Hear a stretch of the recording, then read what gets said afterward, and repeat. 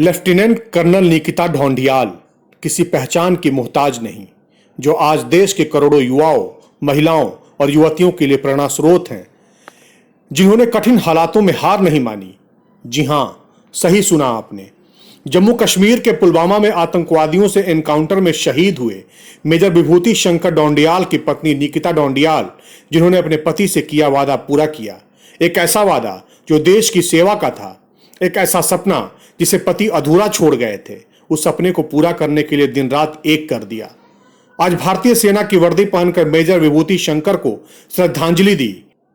OTA Chennai में कड़ी training के बाद वो इंडियन आर्मी में लेफ्टिनेंट बन गई। चेन्नई के ऑफिसर्स ट्रेनिंग एकेडमी में आयोजित पासिंग आउट परेड के बाद लेफ्टिनेंट जनरल वाईके जोशी ने उनके कंधे पर सितारे लगाकर उनको बधाई दी, तो जैसे निकिता का चेहरा खिल उठा। अपने साथी के कंधों पर बैठी निकिता के चेहरे पर खुशी अपने पति के अधूरे सपने को पूरा करने की थी।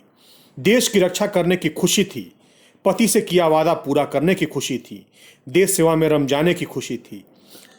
पुलवामा हमले में शहीद 40 जवानों में एक मेजर विभूति शंकर ढोंडियाल की शहादत पर निकिता ने कहा था कि विभू की राह पर चलना और उसके सपने को पूरा करना उनका काम है, और इसी तरह वो उन्हें श्रद्धांजलि देना चाहती हैं। निकिता शॉर्ट सर्विस कमीशन परीक्षा और सेवा चयन बोर्ड यानी एसएसबी का इंटरव्यू पास करने के बाद पिछले साल से ही चेन्नई स्थित ऑफिसर्स ट्रेनिंग एकेडमी में ट्रेनिंग ले रही थी।